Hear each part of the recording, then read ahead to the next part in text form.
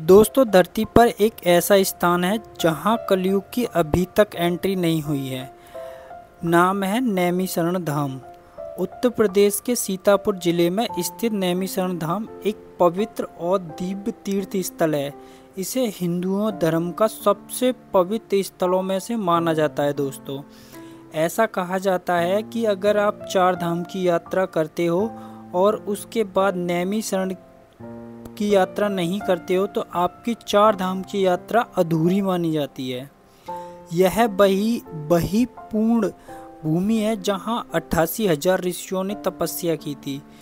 यहीं पर महापुराणों की भी रचना हुई थी। दोस्तों, सबसे पहले सत्यनारायण भगवान की कथा यहीं पर सुनाई गई थी। यह स्थान केवल पुराणों में वर्णित है, बल्कि ब्रह्मा जी ने भी इसे ध्यान और योग के लिए सबसे उत्तम बताया है। दोस्तों, पौराणिक मान्यताओं के अनुसार यहाँ पर ऋषि दधीच ने लोक कल्याण के लिए अपनी अस्थियां देवराज इंद्र को दान दी थी, जिससे ब्रज बनाया गया था। इसके अतिरिक्त रामायण में भी इसका उल्लेख मिलता है। कहा जाता है कि भगवान श्री राम ने यहीं पर अश्वमेध यज्ञ का आयोजन किया था। इसीलिए नैमिषारण्य केवल एक तीर्थ स्थल नहीं बल्कि सनातन संस्कृति का एक केंद्र है। दोस्तों, एक ऐसा स्थान जहां आज भी आध्यात्मिक और तप की ऊर्जा का अनुभव की जा सकती है। नमस्कार दोस्तों, एक बार आपका स्वागत है हमारे नई वीडियो में। तो दोस्तों, इस ब्लॉग को आप पूरा देखना और आपको बहुत सारी इस वीडियो में जानकारी देने वाला हूँ नैमिषारण्य की। तो चलिए दोस्तों, करते हैं स्टार्ट। प्रिय दर्शकों, आज हम एक नई कहानी, एक नई वीडियो लेकर आपके समक्ष उपस्थित हुए हैं। आज की जो कथा है अत्यंत ज्ञानवर्धक और प्रेरणादायक है। कथा आरंभ करने से पहले आपसे विनम्र निवेदन है। शास्त्रों में कहा है कि अधूरी छोड़ी गई कथा दुख और पाप के कारण बनती है, इसीलिए इसे अंत तक अवश्य सुनें। तो चलिए दोस्तों, आरंभ करते हैं आज की प्रेरणादायक कथा। सृष्टि के आरंभ में जब देवी देवताओं और असुरों में अस्तित्व संघर्ष में था, तब भगवान ब्रह्मा ने एक दिव्य चक्र का निर्माण किया। यह चक्र कोई साधारण अस्त्र नहीं था, बल्कि यह धर्म की स्थापना के लिए एक प्रतीक था। पुत्र ब्रह्मा जी ने विष्णु जी से कहा था कि इस चक्र को छोड़ दो। जहाँ रुकेगा वहाँ एक ऐसा स्थान बनेगा जहाँ कभी अधर्म का प्रवेश नहीं होगा। वहाँ सत्य का वास होगा और कलयुग का प्रभाव से वह स्थान सदैव अछूता रहेगा। भगवान विष्णु ने अपने हाथों से उस चक्र को छोड़ा। चक्र आकाश में उड़ता हुआ एक नैमिष पलक झपकते ही धरती पर आ गया। जिस स्थान पर चक्र गिरा था उसे नैमिषारण्य का नाम दिया गया।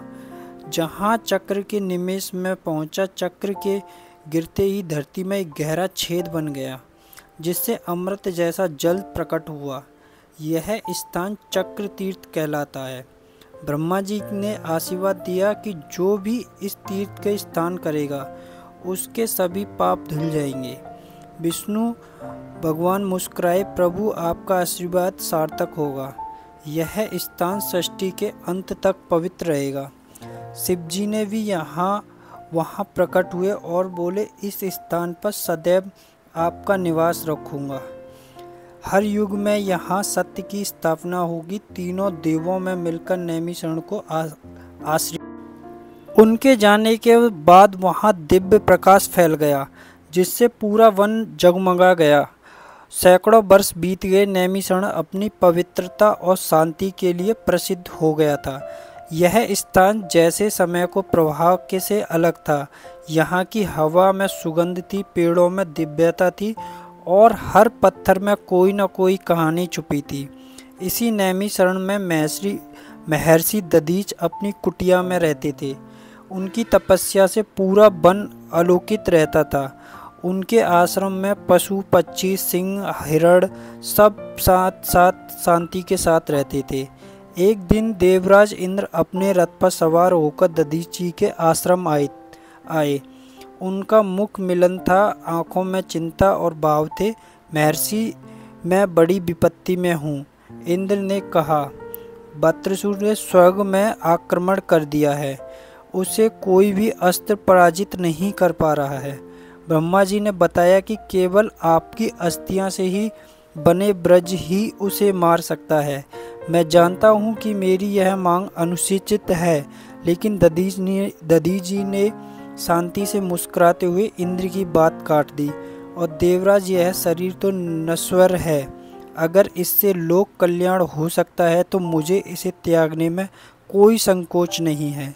इंद्र आश्चर्यचकित रह गए। वे जानते थे कि दधीच महान है, लेकिन इतना बड़ा त्याग। दधीच जी ने अपनी आंखें बंद की और गहरी समाधि में चले गए।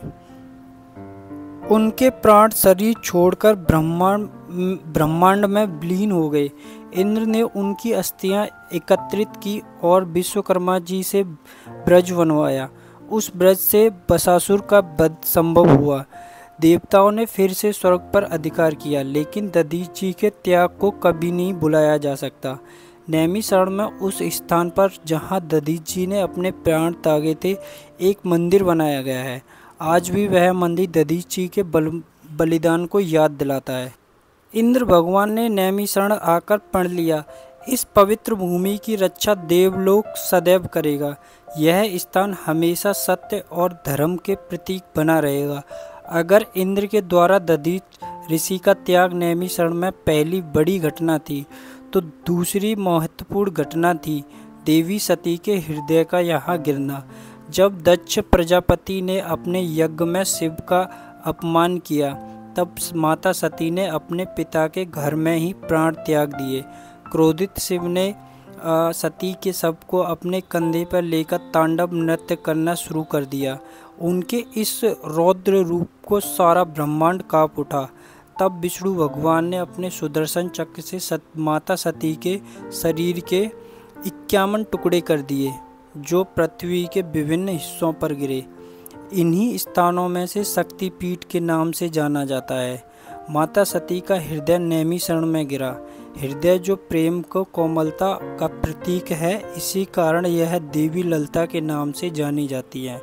ललिता अर्थात कोमल हृदय में गिरते ही पूरा नैमिषारण्य दिव्य प्रकाश में जगमगा उठा। फूलों की वर्षा होने लगी और गंधर्वों ने स्वर्ग से अप्सराओं के साथ नृत्य किया। वह उपस्थित ऋषि मुनि समझ गए कि यहाँ कोई साधारण घटना नहीं है। उन्होंने तुरंत उस स्थान पर एक मंदिर का निर्माण प्रारंभ कर दिया, जो आज भी माता ललिता देवी के नाम से जाना जाता है। इस मंदिर में देवी लिंग धारणी के रूप में विराजमान है। कहा जाता है कि जो भक्त सच्चे मन से यहाँ देवी की दर्शन करने आता है, उसकी सभी मनोकामना पूरी होती है। ऐसी मान्यता है कि जब देवी सती ने दक्ष प्रजापति के यज्ञ में अपना शरीर त्यागा, तब उनके हृदय नैमिषारण्य में गिरा था। इसलिए नैमिषारण्य का हृदय स्थल भी कहा जाता है। वह स्थान जहाँ आध्यात्मिक और हृदय धड़कता है। महाभारत युद्ध के बाद ऋषि मुनि कलयुग के आगमन को लेकर चिंतित थे। उन्हें पता था कि कलयुग में अधर्म और बोलबाला होगा, सत्य और न्याय का मार्ग सकारा हो जाएगा। सैनिक ऋषि ने अन्य ऋषियों से कहा कि हमें ऐसे स्थान पर जाना होगा जहां अगली पीढ़ी के लिए ज्ञान और संरक्षण कर सके, ऐसा स्थान जहां कलयुग का प्रभाव न हो। यह सुनकर सभी ऋषि नैमिषारण्य की ओर चल पड़े। धीरे धीरे 88,000 ऋषि मुनि नैमिषारण्य में एकत्रित हो गए। उन्होंने वहां कुटिया बनाई और तपस्या शुरू की। इन्हीं 88,000 ऋषियों के सामने लोम हसण के पुत्र सूत के पुराणों में वर्णन किया है। महर्षि व्यास ने यहाँ बैठकर पुराणों की रचना की। नैमिषारण्य में पहली बार श्री भगवत का पाठ हुआ, जिसे सुनकर राजा परीक्षित को श्राप की मुक्ति मिली थी। एक दिन जब सूत अपनी कथा सुना रहे थे, आकाश में अचानक बादल छा गया। बिजली चमकने लगी। सभी ऋषि मुनि चिंतित हो गए। तभी एक तेजस्वी पुरुष प्रकट हुआ। वह था कलयुग का अधिपति। मुझे यहाँ प्रवेश करने दो, कली के आदेश दिया। अब मेरा युग आ गया है, पूरी पृथ्वी पर मेरा शासन होगा। ऋषियों ने एक साथ पवित्र मंत्रों से गूंज उठा। चक्रवर्ती का जल उछलने लगा। कली क्रोधित हो गया। मुझे रोक नहीं सकते, मेरा प्रवेश होकर रहेगा। उसी क्षण गोमती नदी से एक तेजस्वी प्रकाश निकला। वो प्रकाश भगवान विष्णु का था। विष्णु ने कली से कहा, तुम्हारा युग अवश्य आएगा, लेकिन नैमिषारण्य में तुम्हारा प्रवेश वर्जित है। यह स्थान सतयुग का पवित्रता और सदैव बनाए रखेगा। यहाँ कभी भी अधर्म का प्रवेश नहीं होगा।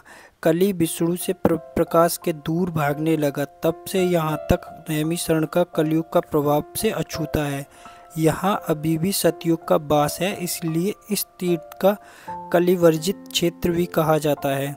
अयोध्या में राम राज्य स्थापित होने के पश्चात भगवान राम ने अपने राज्य की समृद्धि और शांति के लिए अश्वमेध यज्ञ करने का निर्णय लिया। यह यज्ञ कोई साधारण अनुष्ठान नहीं था, इसके लिए सबसे पवित्र स्थान की आवश्यकता थी। गुरु वशिष्ठ ने कहा, प्रभु, इस यज्ञ के लिए नैमिषारण्य से बेहतर कोई स्थान नहीं हो सकता। वहाँ की धरती स्वयं मंत्रों से पवित्र है। राम ने अयोध्या से नैमिषारण्य की यात्रा की। साथ में ये लक्ष्मण, भरत, शत्रुघ्न और माता सीता। जब वे नैमिषारण्य पहुँचे तो वहाँ तपस्वी ऋषि मुनियों ने उनका हर्षोल्लास के साथ स्वागत किया। नैमिषारण्य में चक्र तीर्थ के पास एक विशाल यज्ञशाला तैयार की गई। यहाँ यज्ञ शुरू होने से पहले चारों दिशाओं से सारे ऋषि मुनि आए। अश्वमेध यज्ञ के लिए निकाला गया अश्व जहाँ 1 वर्ष के बाद लौटा था, पूरी पृथ्वी राम के अधीन थी। किसी ने भी उस अश्वमेध यज्ञ घोड़े को रोकने का साहस नहीं किया था। यज्ञ के अंतिम दिन अग्निदेव प्रकट हुए। उन्होंने राम को कहा, प्रभु, आपके इस यज्ञ से न केवल आपका राज्य बल्कि संपूर्ण पृथ्वी पवित्र हो गई है। नैमिषारण्य का महत्व है और बढ़ गया। राम ने नैमिषारण्य के ऋषियों को आशीर्वाद लिया, आप सभी का आशीर्वाद मेरे राज्य पर बना रहे। मैं वचन देता हूँ कि जब तक चंद्र सूर्य रहेंगे तब तक अयोध्या और नैमिषारण्य का संबंध अटूट रहेगा। उसके बाद राम अयोध्या लौट गए, लेकिन नैमिषारण्य में उनके यज्ञ का स्थान आज भी पवित्र माना जाता है। कहते हैं, जो इस स्थान पर पितरों को श्राद्ध करता है, उनकी आत्मा को मोक्ष मिलता है। नैमिषारण्य के मध्य में स्थित है चक्रतीर्थ, एक गोल सरोवर जिसकी उत्पत्ति भगवान ब्रह्मा के चक्र से हुई थी। इस सरोवर का पानी अमृत समान माना जाता है। चक्रतीर्थ की एक विशेषता है कि जो अन्य तीर्थों से अलग करती है, इसमें स्नान करने वाले को शरीर और मन दोनों की शुद्ध हो जाता है। इससे जल की एक चमत्कारी गुण है जो रोगों को दूर करता है और आयु बढ़ाता है। लेकिन चक्रतीर्थ का सबसे बड़ा रहस्य है कि इसमें परिक्रमा नैमिषारण्य की 84 कोस लगभग 270 किलोमीटर की परिक्रमा को पूरा करने वाले का जन्म मरण के चक्र में मुक्ति मिलती है। आज भी फागुन महीने में नैमिषारण्य की परिक्रमा का विशेष महत्व है। लाखों श्रद्धालु इस परिक्रमा में शामिल होते हैं जो कई दिनों तक चलती है। नैमिषारण्य में एक विशेष स्थान है जहां सूत गद्दी कहा जाता है। यहीं पर सूत जी ने 88,000 ऋषियों को पुराणों का ज्ञान दिया था। इस गद्दी पर बैठकर ज्ञान देने की परंपरा आज भी जारी है। यहाँ से दिया गया ज्ञान विशेष माना जाता है क्योंकि यह परंपरा सीधे वेदों और पुराणों से जुड़ी है। सूत गद्दी पर बैठने का अधिकार केवल उन्हें ही मिलता है जो विशेष साधना और अध्ययन से गुजरे हैं। माना जाता है कि यहाँ बैठकर दिया गया ज्ञान सीधे श्रोता के हृदय में प्रवेश करता है। आचार्य कृष्णानंद एक ऐसे ही विद्वान थे जिन्होंने सूत गद्दी पर बैठने का सौभाग्य मिला था। उनके पास पूरे भारत से लोग आते थे ज्ञान की प्यास बुझाने के लिए। एक बार एक नास्तिक व्यक्ति आचार्य के पास आया। उन्होंने कहा, मुझे आप सिद्ध करके दिखाएं कि ईश्वर हैं कि नहीं। आचार्य मुस्कुराए और बोले, बेटा, क्या तुम्हें प्यास लगी है? नास्तिक ने कहा। आचार्य ने कहा, जाओ वहाँ पानी पी लो। वो व्यक्ति पानी पीकर लौटा। आचार्य ने पूछा, क्या तुम्हारी प्यास बुझ गई? नास्तिक ने जवाब दिया, सिद्ध करके दिखाओ कि पानी ने तुम्हारी प्यास बुझाई। आचार्य ने कहा। नास्तिक हैरान रह गया। वह समझ गया कुछ अनुभव सिद्ध नहीं किया जाता, उसे महसूस किया जाता है। आचार्य ने कहा, ईश्वर की अनुमति प्यास बुझाने जैसी ही है। जो अनुभव करता है वही जानता है कि उस दिन वो नास्तिक आचार्य का शिष्य बन गया। यही है कि सूतगद्दी की शक्तियों का ज्ञान न केवल बुद्धि बल्कि हृदय भी परिवर्तित होता है। आज भी नैमिषारण्य में सूतगद्दी पर प्राणों के शास्त्रों का पाठ होता है। यहाँ सुनने वाले विशेष फल की प्राप्ति होती है। इसलिए ही कहा जाता है कि नैमिषारण्य में एक दिन का अध्ययन अन्य स्थानों वर्षों का अध्ययन के समान होता है। सूतगद्दी की परंपरा आदिकाल से चली आ रही है और आज भी विद्वान यहाँ आकर ज्ञान प्राप्त करते हैं। यह स्थान मानो ज्ञान का अच्छा पात्र है, जिससे हजारों वर्ष से ज्ञान की धारा प्रभावित हो रही है। दोस्तों, यहाँ स्नान करने से मनुष्य के अनेक जन्मों का पाप नष्ट हो जाते हैं। पितृपक्ष के यहाँ तर्पण और पिंडदान करने से विशेष महत्व है। कहते हैं गोमती नदी में पिंडदान करने से पितृ मुक्त हो जाते हैं और उनकी आत्मा को शांति मिलती है। एक प्राचीन कथा के अनुसार भगवान राम ने अपने पिता दशरथ को इसी गोमती घाट पर श्रद्धांजलि दी थी। यह स्थान पितृ कार्य के लिए अत्यंत महत्वपूर्ण माना जाता है। लक्ष्मण नाम का एक व्यापारी था। वह अपने पिता के देहांत के बाद बहुत दुखी था। उसने अनेक तीर्थों पर जाकर पिंडदान किया, लेकिन उसे संतोष नहीं मिला। एक दिन वो नैमिषारण्य आया। गोमती नदी के तट पर उसने पिंडदान किया तो उसे एक दिव्य अनुभूति हुई। उसे अपने पिता का आशीर्वाद मिला। उसके मन को सारा दुख दूर हो गया। लक्ष्मण ने गोमती के तट पर धर्मशाला बनवाई ताकि तीर्थ यात्री यहाँ आराम कर सकें और पितृ कार्य संपन्न कर सकें। यहाँ भी यह धर्मशाला लक्ष्मण धर्मशाला के नाम से जानी जाती है। गोमती नदी में एक विशेष घाट है जो भौना घाट कहते हैं। मान्यता है कि इस घाट पर भगवान शिव आकर तांडव करते थे। हर साल महाशिवरात्रि पर यहाँ एक विशाल मेला लगता है जिसमें लाखों श्रद्धालु आते हैं। नैमिषारण्य में एक प्राचीन बट वृक्ष है जिसकी आयु 5000 वर्ष से अधिक मानी जाती है। इस बट के नीचे महर्षि वेद व्यास ने वेदों के पुराणों का उपदेश दिया था। आज भी यह वृक्ष खड़ा है, मानो सदियों के इतिहास की साक्षी हो। इस बट वृक्ष के बारे में एक विशेष बात यह है कि इसके नीचे बैठकर की गई तपस्या हजारों गुना फल देती है। उनके साधु संत और योगी इस वृक्ष के नीचे साधना करते हैं। इसी बट वृक्ष के पास ही माँ ललिता देवी का मंदिर है। ललिता देवी वही जो पुराणों में 108 शक्ति पीठों में से गिना गया है। सती के हृदय पर यहाँ गिरना नैमिषारण्य को और भी पवित्र बनाता है। देवी ललिता के मंदिर में एक विचित्र बात है, यह है कि शिवलिंग के साथ साथ देवी का स्वरूप भी दिखाई देता है। इसे लिंग धारणी स्वरूप कहा जाता है। मान्यता है कि देवी के इस स्वरूप के दर्शन करने से जीवन में सुख समृद्धि आती है और सभी मनोकामना पूर्ण होती है। एक प्राचीन कथा के अनुसार द्वापर युग में अर्जुन जब वनवास के समय यहाँ आए थे तब उन्होंने चक्र तीर्थ में स्नान किया था। स्नान करते समय उन्हें जल में एक अद्भुत चमक दिखाई दी। जब उन्होंने जल को हाथ में डालकर देखा तो उन्हें दिव्य धनुष मिला। कहा जाता है कि यह धनुष स्वयं भगवान शिव ने अर्जुन को दिया था, जिसके बाद में उन्होंने शत्रुओं पर विजय प्राप्त की। चक्र तीर्थ में एक विशेष जल स्तंभ है जिसे अन्नपूर्णा कुंड कहते हैं। मान्यता है कि इस कुंड में स्नान करने से कभी भी अन्न की अभाव नहीं होती। प्राचीन काल में अकाल के दौरान लोग यहाँ आकर स्नान करते थे और फिर उन्हें भोजन की तंगी नहीं होती थी। चक्र तीर्थ के तट पर एक विशाल पीपल का वृक्ष है जिसकी आयु लगभग 4000 वर्ष मानी जाती है। इस वृक्ष के नीचे बैठकर साधना करने से मनुष्य को मोक्ष की प्राप्ति होती है।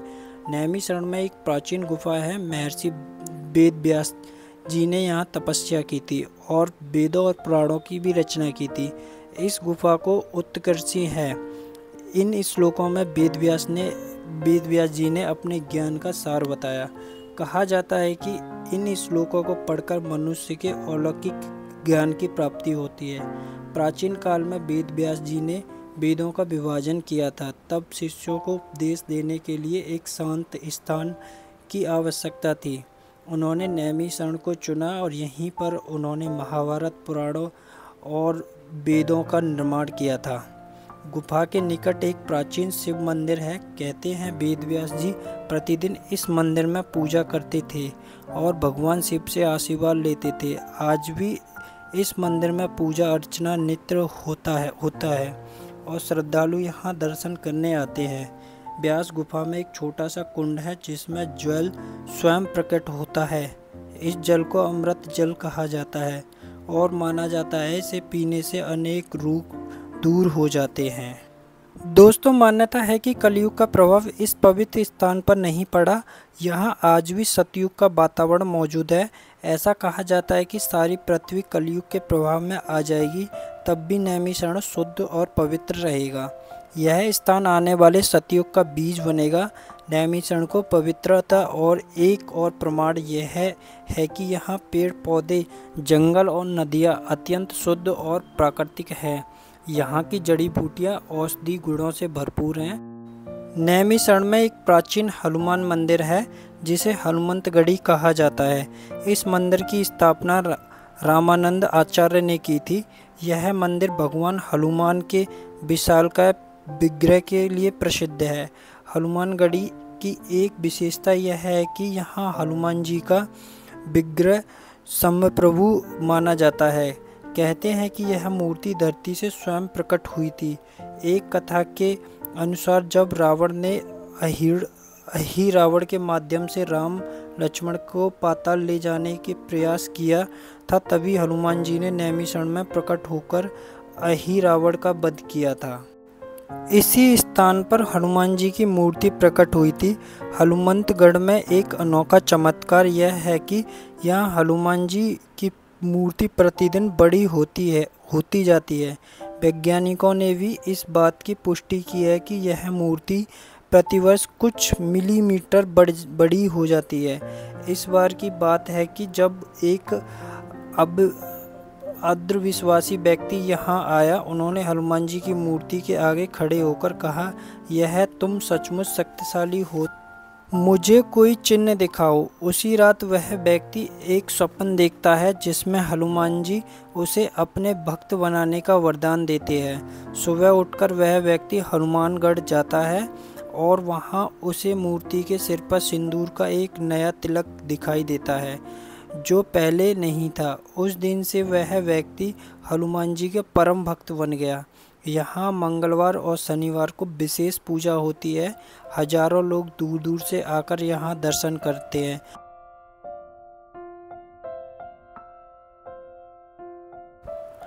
और उन जड़ी बूटियों से बहुत सारे रोग ठीक होते हैं। नैमिषारण्य की यात्रा करने वाले व्यक्ति का जीवन धन्य हो जाता है।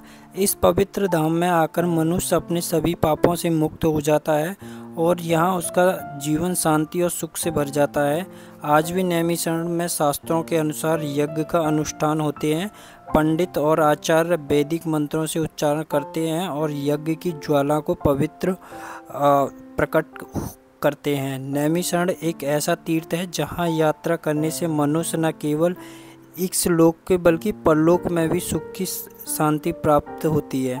इसलिए कहा जाता है कि नैमिषारण्य को सतयुग प्रतिष्ठान के स्नान से मात्र मुक्ति दम अर्थात नैमिषारण्य में आधी पलक झपकते ही सतयुग की स्थापना हो जाती है।